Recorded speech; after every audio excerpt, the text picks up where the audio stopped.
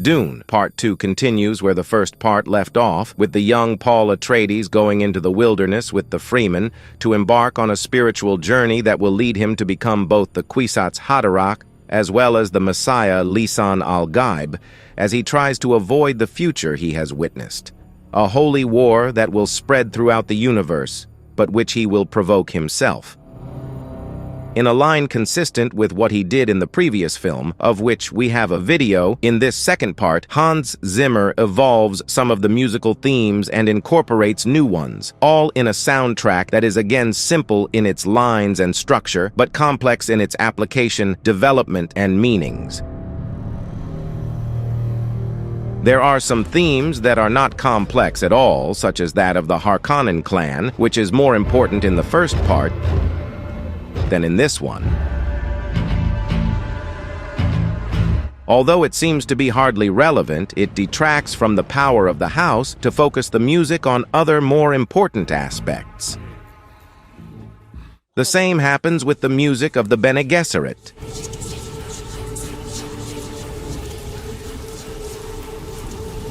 Presented in the first part, and here derived in the character of Margot Fenring, also a Bene Gesserit.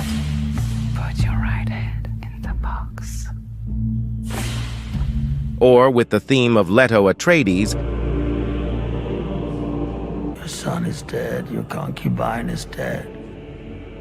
Tonight the house of Atreides is full. Evoked by his son in the second part. I have to answer for my father.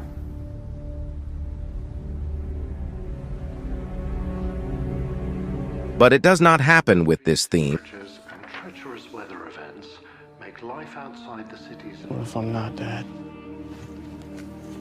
Not what? The future of House Atreides. Which appears in the second part with Paul's vision of his sister, but without the meaning of the music becoming clear.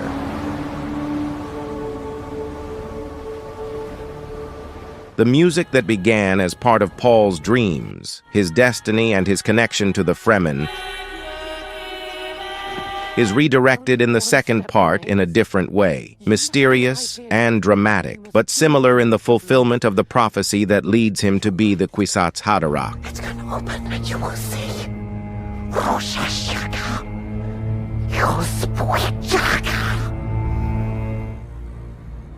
The Kwisatz Haderach will be born in the south.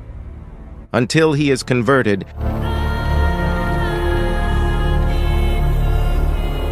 and the prophecy is fulfilled.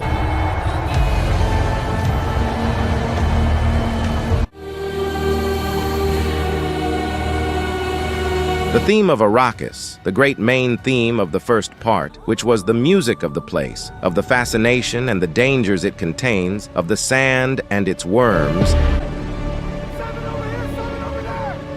is also a musical theme of great importance in the second part.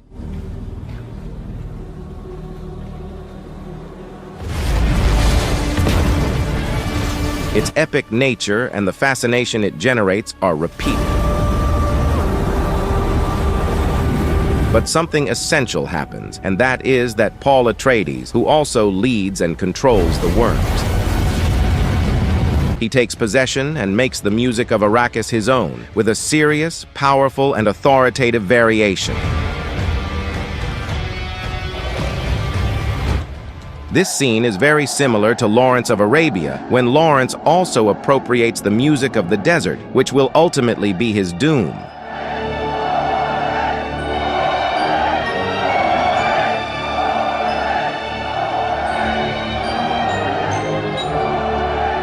Will it also be Paul Atreides' doom? As in Lawrence, from here on, the music will be of one side and one leader, Paul Atreides, who is Lisan al-Gaib and his fate.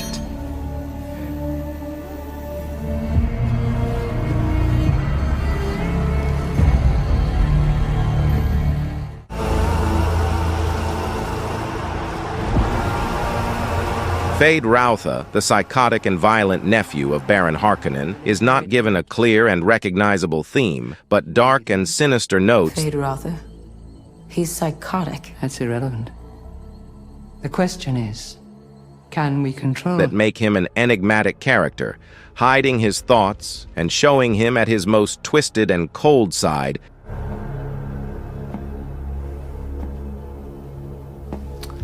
Emperor. As well as his most visceral animality.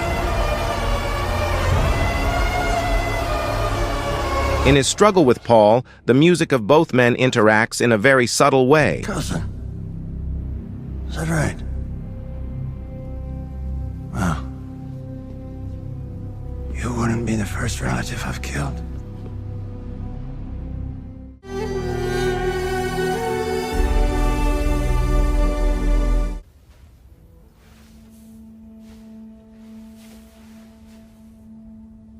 From Paul comes an affection that is also expressed through an intimate and emotional theme, which is his gaze towards her and which comes to silence their words. Captures the moisture and carries it into that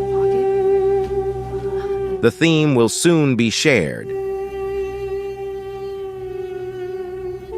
It will be of the two of them, of their friendship and companionship, of trust and also of love.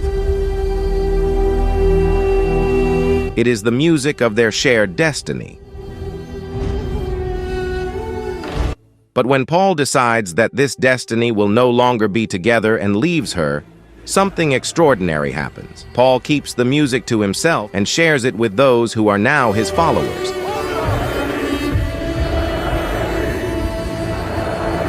But she does not give it up. Whether this is for the better or for the worse will be resolved in the third part.